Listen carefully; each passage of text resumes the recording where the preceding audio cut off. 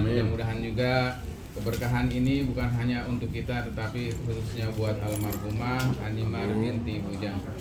Sholawat dan salam kita sampaikan kepada baginda kita Nabi besar Muhammad sallallahu alaihi wasallam. Mudah-mudahan kita nanti di yaumil kiamat mendapatkan syafaat dari Rasulullah dan kita mudah-mudahan dikumpulkan di dalam surganya Allah Subhanahu wa taala. Amin. Kemarin saya menyampaikan tentang bagaimana waktu itu berjalan begitu cepat, sehingga kita harus memanfaatkan waktu itu untuk mengejar kekurangan-kekurangan kita di masa lalu. Dan salah satunya saya sampaikan bahwa kalau kita menjadi orang yang beruntung, hafalkan surat Al-Asr, baca maknanya. Di situ kita akan menemukan bahwa seseorang akan mendapatkan keberuntungan jika dia beriman, melakukan amal soleh, kemudian dia punya jiwa sosial yang tinggi untuk menasihati di dalam lingkungan keluarganya khususnya dan lingkungan sekitarnya. Pada kesempatan malam hari ini menyambung dari itu semuanya, saya ingin menyampaikan bahwasannya saya mau tanya nih di sini ada nggak yang dari mulai balik sampai sekarang itu jalannya lurus aja nggak belok-belok? Ada nggak? Ya maksudnya nggak pernah ada masalah-masalah yang sulit gitu, makanya aman-aman aja gitu, baik, dan dia ngerasa dirinya itu orang baik gitu. Ada nggak? Lupa Pak Ustadz. Kalau ada, ngisi aja nih, saya pengen dengerin ceritanya gitu. Lupa. Ya, Amnesia. Kalau bulan Ramadan itu kan suka ada tausiah tuh apa? Ramadan itu kan membentuk orang-orang yang bertakwa tuh katanya. Saya suka tanya sama jamaah, ada nggak di sini yang udah puasa 60 tahun terus punya gelar takwa? Di sini ada nggak Pak? Ini kan umurnya ada yang udah 60 Pak ya? Belum. Ada yang udah puasa 30 kali, 30 tahun. Ada nggak di sini yang udah punya sertifikat takwa? Ada. Berarti di sini nggak ada yang masuk surga dong? Karena kan kalau mau ke surga kan sertifikatnya takwa doang Pak. Iya. Sertifikasi. Iya. Kalau sekarang gampang banget dapat sertifikat. Dari mana? Dari depak. Ya sekedar intermezzo. Jadi lanjut dulu deh. Minum dulu. Dibawa ke depan aja kalau enggak.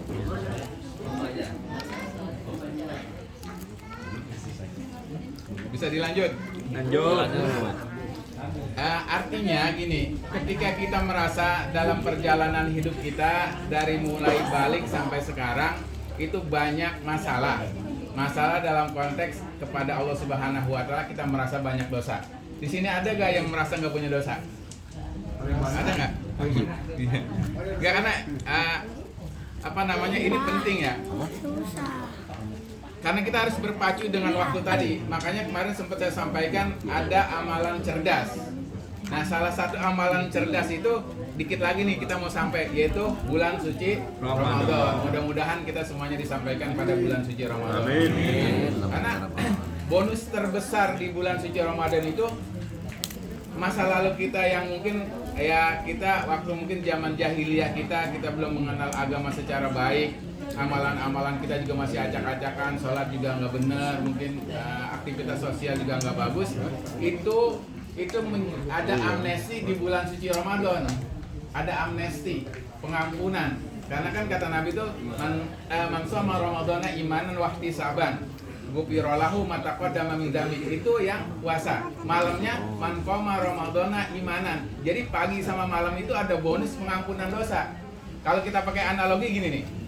Misalnya kita punya utang besar lah nominalnya gitu, yang kalau seandainya rumah kita jual, tanah mertua kita jual, rumah kita jual, itu nggak bisa nebus utang itu. Kira-kira ketika penghutang itu menawarkan kamu kerja 30 hari, kemudian hutang kalian saya amnesti, putus, kira-kira pada mau nggak? Pasti akan ada motivasi untuk melakukan itu. Nah, Allah juga menawarkan itu di bulan suci Ramadan. Saya tawarkan kamu ibadah yang baik 30 hari di bulan suci Ramadan, dengan ketentuan-ketentuan yang dicontohkan oleh Nabi, semua dosa-dosa kamu dari mulai balik hingga kehidupan dia diampuni oleh Allah. Ini yang disebut dengan amalan cerdas. Karena banyak orang karena seremonial bulan suci Ramadan itu hanya ikut-ikutan ngerame-ngeramein doang. Bener nggak? Contohnya, saya kan imam masjid di Masjid Al-Ikhlas. Itu kalau hari pertama kan penuh. Pas giliran sekitar 10 hari menjelang Ramadan itu sedih juga kita jadi imam. Yang pada kemana ini orang? Malnya penuh. Iya, artinya kan yang diberikan kesempatan man qoma ramadhana imanan, berdiri tegak untuk menegakkan sholat di malam harinya kan hilang. Berarti ini orang nggak mau bayar utang dia di masa-masa lalu, di masa kekelaman dia, kekurangan di dosa-dosa dia minta diampuni. Nah, ini menjadi khususnya buat saya pribadi, para jamaah sekalian, kalau Allah nanti berkehendak menyampaikan kita di bulan suci Ramadan, kita manfaatkan ini, amnesti ini nih. Karena ini yang paling penting. Karena kenapa? Orang itu meremehkan meremehkan hari akhirat karena mereka belum tahu. Ada nggak di sini yang pernah ke akhirat tuh? Nggak. Ada nggak? Atau ada orang meninggal balik lagi? Iya, karena ada orang ngeselin juga kalau ditanya, mati mau mati aja, yang udah mati nggak pernah balik lagi. Ada nggak yang begitu, Pak? Kan suka ada tuh yang bercanda. Kalau diajak ibadah gitu, entah kalau mati lu kayak gimana di akhirat, kata dia mati mau mati aja, yang udah mati aja nggak balik lagi. Itu orang-orang yang bicara tanpa ilmu. Coba kita lihat sejarah-sejarah para salafus soleh, ketika ayat-ayat yang berkaitan dengan siksa dibacakan, itu ada yang sampai meninggal, ada yang sampai pingsan. Kenapa? Karena ruhiyahnya itu ketika dibacakan ayat-ayat Allah itu, mereka itu sudah sampai pada level hakul yakin, keyakinan yang sebenar-benarnya yakin, mereka akan merasakan kejadian itu. Halo, masih dengar nggak? Jadi siapa yang suka baca Al-Muluk nih? Ada nggak ibu-ibu biasanya rajin sama ustazah baca surat Al-Muluk, nanti biar terbebas dari siksa kubur. Benar itu. Di hadisnya di Riyadhus Shalihin, riwayat Abu Daud, orang 30 ayat yang kalau dibaca setiap malam dia akan membebaskan dari siksa kubur. Tapi ini yang terpenting bukan masalah bacaan, tapi bagaimana kandungan itu mengingatkan itu. Karena bacaan itu ketika hanya sebatas baca, dia tidak memahami tentang itu, ya tadi orang sholatnya rajin tapi ya kelakuannya yang mencerminkan orang yang sholat. Di surat Al-Mulk ada kan ayat gini, alam ya'tikum nadhir qalu bala qad ja'ana nadhirum fakadzabna wa qulna ma nazzalallahu min syai'in in antum illa fi dhalalin kabir. Ada kan ya? Ya, pemahaman kita gini. Malaikat itu di sana, ini kan karena kita nggak pernah ke surga ya, nggak pernah ke neraka, kan kita dapat informasinya dari Al-Quran. Karena Al-Quran itu sumber yang paling otentik dan sumber yang paling valid. Silakan sering dibahas sama para ilmuwan bahwa dari semua kitab yang tercatat ataupun buku-buku yang ditulis, hanya Quran yang berani mengklaim dalikal kitabula raiba fihi. Apa artinya, Bu? Ini adalah sebuah kitab yang di dalamnya tidak ada keraguan sedikit pun. Tidak ada orang yang berani nulis di buku Adimah Prakatanya bilang buku saya ini nggak ada yang salah. Ada nggak? Walaupun dia profesor, doktor, gelarnya berbaris, tetap aja kalau dia nulis makalah atau disertasi pasti jika dalam makalah saya ada kekurangan dan kelebihan, tolong disampaikan saya untuk diperbaiki. Al-Quran itu langsung mengklaim dalikal kitabula raiba fihi. Ini di dalamnya tidak ada keraguan sedikit pun, semuanya nggak ada yang salah. Maka kita harus yakin bahwa berita yang disampaikan di Al-Quran itu pasti benar. Nah di surat Al-Mulk itu kita udah diingatkan, alam ya'tikum nadhir. Apakah engkau belum tahu tentang kejadian siksa yang seberat ini? Ini ceritanya nih, malaikat sambil nyiksa sambil nanya. Jadi sampai kayak kita mengejek. Emang belum pernah ada yang menceritakan tentang kejadian neraka yang dahsyat, siksaan sebenarnya. Mereka menjawab, qalu bala. Ya, benar ada. qad ja'ana nadhirun, ada yang pernah mengingatkan. Yaitu Rasulullah dulu. Kalau sekarang itu saya yang ingetin nih. Jadi nanti di yaumil akhir itu, ketika nanti di yaumil hisab, itu kan orang nggak bisa protes. Karena di yaumil hisab itu semuanya ada CCTV-nya. Mau ngelak nggak bisa. Sehingga ucapan ini, apakah belum ada yang mengabarkan tentang kejadian siksa neraka ini? Mereka akan menjawab, ya benar ada. Di mana dengarnya? Pasti kita pernah dengar. Entah dengarnya di YouTube, entah dengarnya di pengajian. Pasti semua orang pernah mendengar yang namanya siksa neraka dan surga. Nah inilah yang penting harus kita pahami. Malaikat menanyakan itu dan kita akan menjawab, qalu bala qad ja'ana nadhirun fakadzabna. Tapi saya dulu mendustakannya. Makanya kemarin kan saya sering sampaikan, Pak Haji Sumanto kan sering banget kalau sambil jalan tuh dia, woi sholat yuk. Ada yang ngeselin juga, nitip aja ya salam sama yang di masjid. Ada nggak Pak yang di rumah?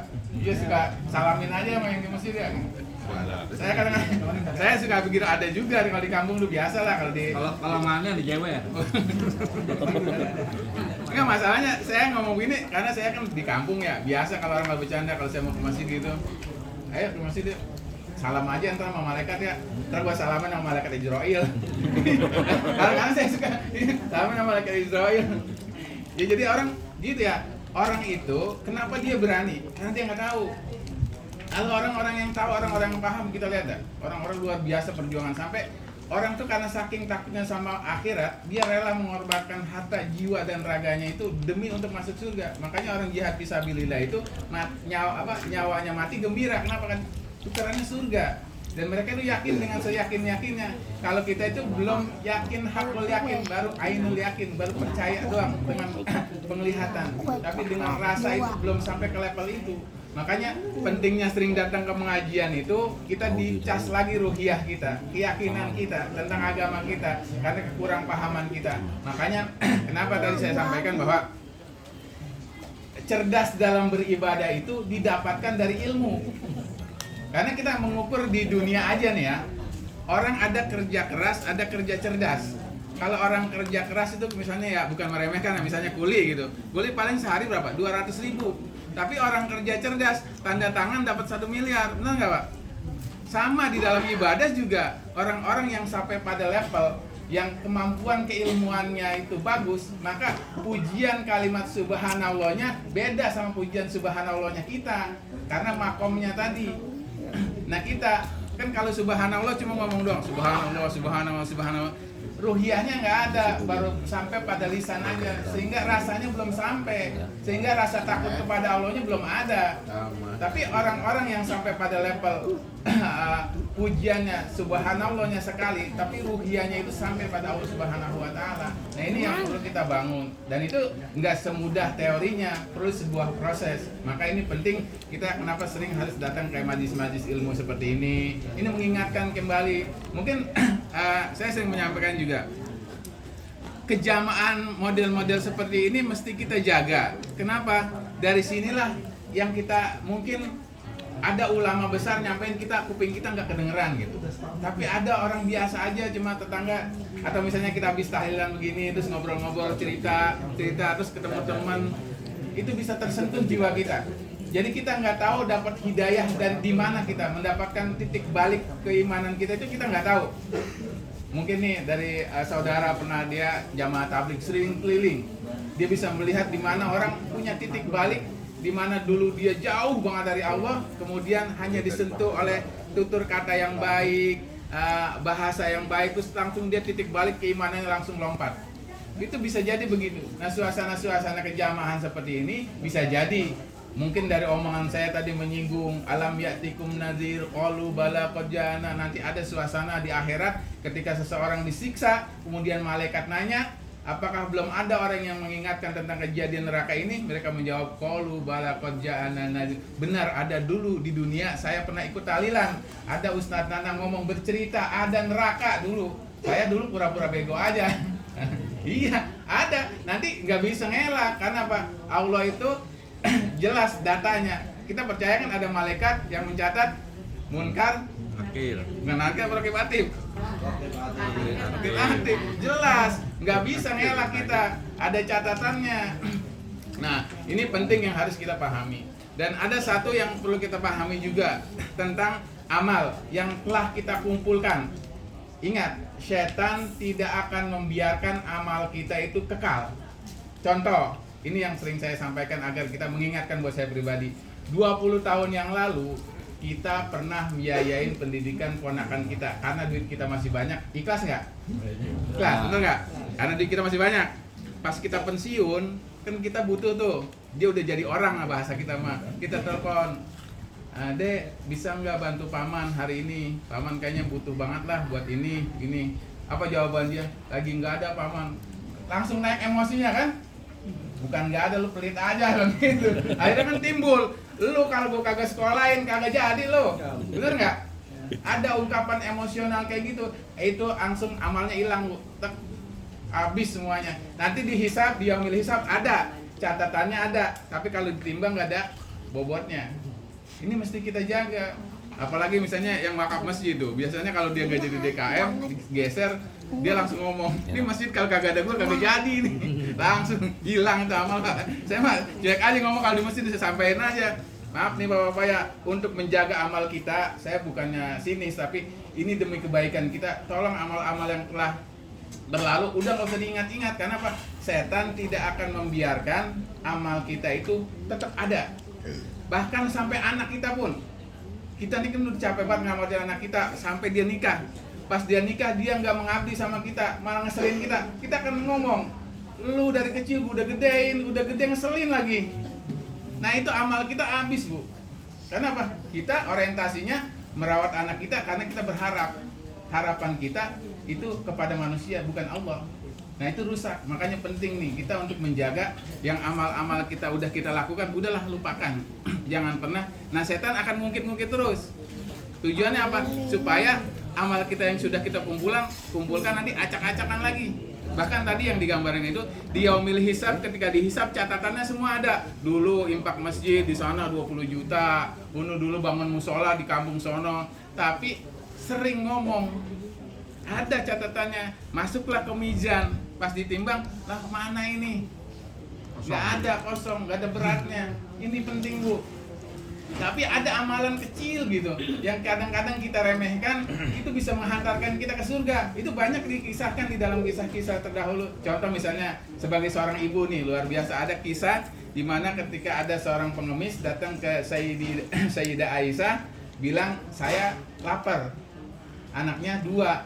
Sayyidah Aisyah itu punya 3 kurma. Mungkin ibu pernah dengar. Dikasihlah kurma itu 3. Kemudian yang 2 dikasih anaknya, yang 1 seorang ibu itu belum makan, dia lihat anaknya makan. Ketika anaknya selesai makan, dia mau makan, tetapi anaknya dia lihat ada isyarat lapar, sehingga kurma itu dibelah 2 dikasih anaknya. Itu terharulah Sayyidah Aisyah. Kemudian dia sampaikan kata Rasulullah, ya Rasulullah, tadi saya kedatangan tamu orang miskin, saya kasih 3 kurma. Ibunya, anaknya 2. Kemudian saya lihat ketika ibunya mau makan, itu dia belah 2 karena melihat anaknya seolah masih kurang. Kata Rasulullah, ibu itu nanti ahli surga. Luar biasa. Nah kita nih ibu-ibu yang benar-benar menyayangi anaknya dengan ketulusan lillah gitu. Apalagi itu kan cuma kurma, Bu. Ibu kan bukan kurma lagi. Pagi-pagi bangun, ngasih susu, nyuciin, ngasih makan. Kalau itu lillah karena Allah, insya Allah itu menjadi jariah dan menyebabkan asbab kita masuk ke dalam surganya Allah Subhanahu wa taala. Nah, makanya penting kita jaga nih dalam konteks ibadah kita itu, amal kita jaga, yang dulu kita udah lakukan jaga, jangan sampai rusak. Dan kita jangan pernah meremehkan sekecil apapun amal kebaikan. Boleh jadi yang kita anggap kecil itu nanti besar di hadapan Allah. Boleh jadi yang kita anggap besar itu tadi iya karena nggak ada bobotnya, gede doang catatannya tapi bobotnya nggak ada gitu. Bisa jadi sesuatu yang kecil itu bobotnya bisa jadi luar biasa karena nilai kemanfaatan tadi. Nah ini yang penting kita pahami, bahwa amal ibadah itu modelnya begitu. Keadilan Allah itu di situ. Keadilan Allah itu di situ. Allah Maha Adil dan Allah Maha melihat apa yang kita kerjakan. Ya, dengan tahu saya ini kesimpulannya adalah bagaimana kita cerdas dalam beribadah untuk mengurangi, menutup kekurangan-kekurangan di masa lalu kita, karena memang itu disiapkan oleh Rasulullah. Umat Rasulullah itu umurnya pendek-pendek, tapi nilai ibadahnya besar-besar. Karena ada malam Lailatul Qadar, ada pahala yang dilipat gandakan, ada bermacam-macam nilai-nilai ibadah yang dilipat gandakan. Berbeda dengan umat-umat terdahulu, usianya panjang, ada yang sampai 950 tahun, 1000 tahun. Inilah keistimewaan kita, dan kita berharap mudah-mudahan bonus-bonus yang diberikan oleh Allah untuk amnesti dosa-dosa kita di masa lalu ini benar-benar kita manfaatkan sebaik-baiknya agar kita mendapatkan itu semuanya. Mudah-mudahan semuanya mendapatkan ridho dari Allah Subhanahu wa taala. Al-Fatihah. A'udzubillahi minasyaitonir rajim. Bismillahirrahmanirrahim. Alhamdulillahi rabbil alamin. Ar-Rahmanir Rahim. Maliki yaumiddin. Iyyaka na'budu wa iyyaka nasta'in. Ihdinas siratal mustaqim. Siratal ladzina an'amta 'alaihim ghairil maghdubi 'alaihim waladdallin. Amin. Astaghfirullahaladzim, astaghfirullahaladzim, astaghfirullahaladzim. Bismillahirrahmanirrahim. Alhamdulillahi rabbil alamin. Hamdan syakirin, hamdan na'imin, hamdan yuafi ni'amah wa yukafi mazidah. Ya Rabbana lakal hamdu kama yanbaghi li jalali wajhikal karimi wa 'azimi sultanik. Allahumma salli ala Sayyidina Muhammad wa ala ali Sayyidina Muhammad. Salatan tunjina biha min jamil ahwali wal afat wa taqdi lana biha jami'al hajat wa tutahhiruna biha min jami'is sayyi'at wa tarfa'una biha indaka 'ala darajat wa tuballighuna bi aqsal ghayat min jamil khairat bil hayati wa ba'dal mamat innaka 'ala kulli syai'in qadir. Allahumma ighfir lana dhunubana wa liwalidina warhamhum kama rabbawna shighara. Allahumma ighfiril mu'minina wal mu'minat wal muslimina wal muslimat wa li jamil ahlil qubur minal muslimina wal muslimat khususan ila ruhi animar binti bujah. Allahumma ighfir laha warhamha wa'afihi wa'fu anha. Allahumma ighfir laha warhamha wa'afihi wa'fu anha. Allahumma ighfir laha warhamha wa'afihi wa'fu anha. Allahumma ij'al kuburaha min riyadil jannah waj'al kuburaha min riyadil jinan. Allahumma la tahrimna ajraha wa la taftina ba'daha waghfir lana wa laha wa li ikhwanina alladhina sabaquna bil iman wa la taj'al fi qulubina ghillan lil ladzina amanu rabbana innaka ra'ufur rahim. Ya ayyatuhan nafsul mutmainnah irji'i ila rabbiki radiyatan mardiyah fadkhuli fi ibadi wadkhuli jannati. Allahumma inna nas'aluka ridhaka wal jannah wa na'udzu bika min syakhatika wan nar. Allahumma inna nas'aluka ridhaka wal jannah wa na'udzu bika min syakhatika wan nar. Allahumma inna nas'aluka ridhaka wal jannah wa na'udzu bika min syakhatika wan nar. Rabbana arinal haqqa haqqan warzuqna tiba'ah wa arinal batila batila warzuqna ijtinabah. Rabbana atina fid dunya hasanah wa fil akhirati hasanah wa qina adzabannar. Wa sallallahu ala sayyidina Muhammadin wa ala alihi wa sahbihi ajma'in. Subhana rabbika rabbil izzati amma yasifun wa salamun alal mursalin walhamdulillahi rabbil alamin. Kurang lebihnya mohon maaf. Billahi taufiq wal hidayah. Assalamualaikum warahmatullahi wabarakatuh. Waalaikumsalam.